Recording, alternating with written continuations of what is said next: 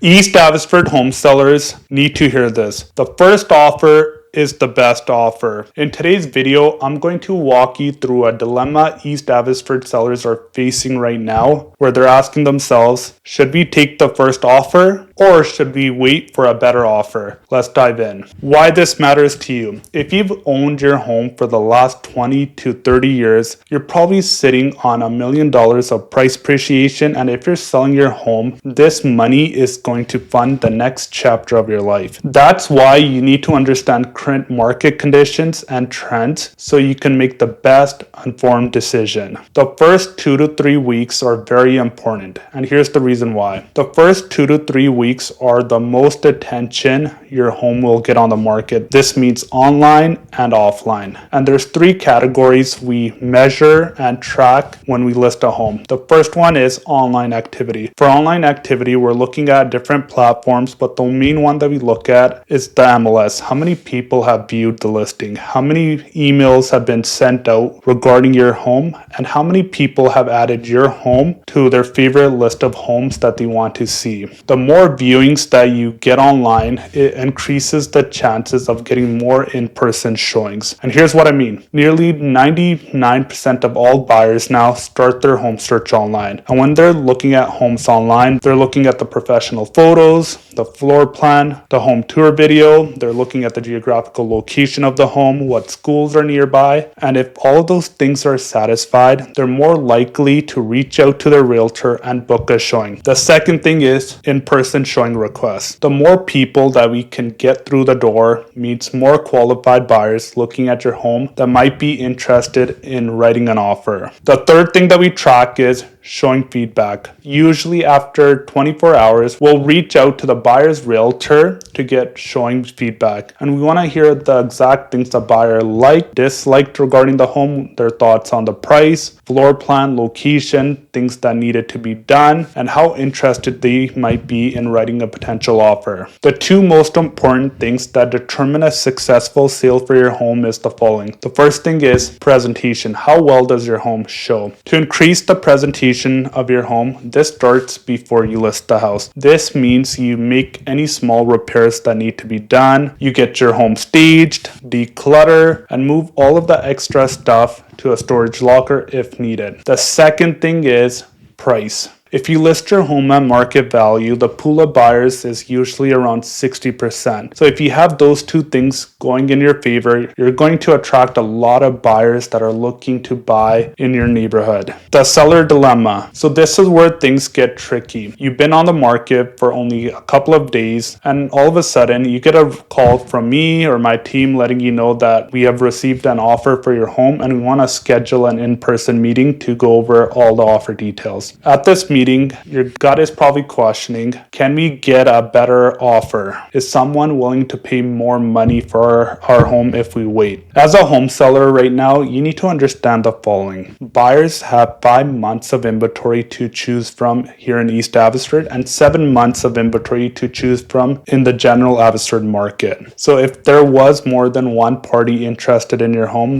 there would have been another offer alongside the original. And another thing that I can tell you from the front lines right now is whenever a buyer likes a house and they find out that there might be another offer coming in, they're more likely to walk away. Buyers right now don't want to get involved in multiple offer scenarios. There's a lot of emotion, fear, and the list goes on. The market reality. Just recently, we did a full East Abbotsford detached market update where we looked at the East Abbey detached market and compared it to the general Abbey detached market. And one thing that home sellers might not know is in March, nearly 50% of all home sales happened here in East Abbotsford. If you want more information about what's happening with months of inventory, the average sale price, average days on market, you can watch my East Abbey detached market by clicking the link above. When you look at the screen, we're looking at the average sale price price for East Abbey detached homes. In March, the average sale price for an East Abbey detached home was around $1,116,000. This is down from the $1,186,000 that we saw in February. And as we head into the spring market, folks, we're expecting months of inventory to increase. And what my team and I are predicting is that as we head into the spring market and months of inventory increases, the average sale price for your East Abbotsford detached market is likely to keep declining if you keep waiting. And here's the main reason why. In order for the average sale price for homes to increase significantly, the provincial and federal economy would need to improve. Here in BC, we're in a recession, and that's being masked by the government spending.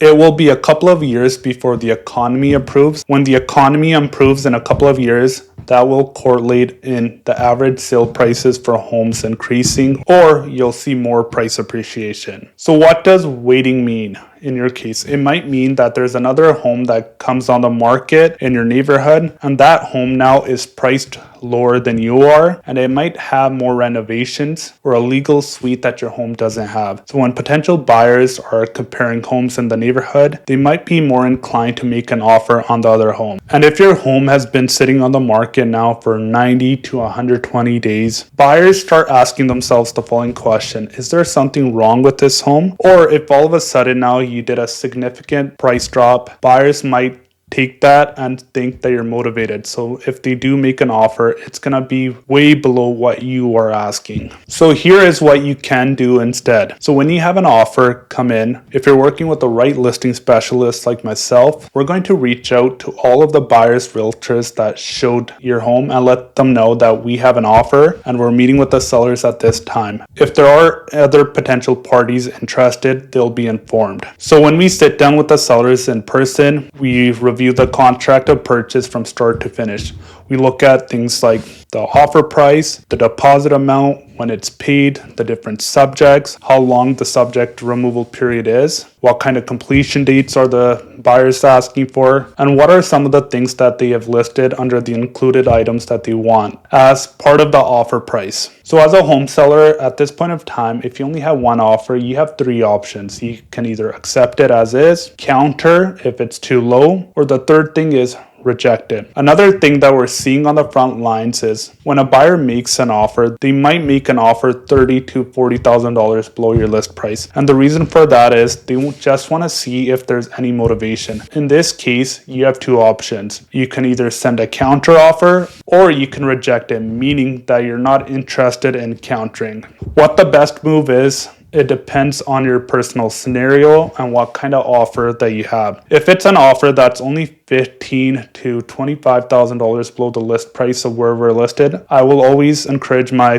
clients to send a counter back to the buyer's agent. When you accept the first offer, it doesn't mean that you took the worst offer in the market. It means that your home was listed at market value, the presentation of your home was really well, and there was a buyer that was interested in your home, so they decided to write an offer right away. Look, if you've owned your home for the last 20 to 30 years, when you go to sell your home in order to retire, downsize, or relocate, it's a very emotional period. There's a lot of different things that go behind your decision making, and one of them is getting top dollar for your home. But top dollar is only determined by the local market conditions and what the buyers are willing to pay in today's market. As you're getting ready and deciding if this is the right time to make a move for you, one of the questions that's weighing on your mind is, how much is my home worth in today's market? And if you're interested in getting a free home evaluation, all you have to do is click the first link in the description below, and I would be happy to provide you a free home evaluation. Let me know your thoughts on taking the first offer versus waiting. If you found today's content valuable, please go ahead and hit the like and subscribe button. I'm Gary Dhindsa, and I'll see you next week.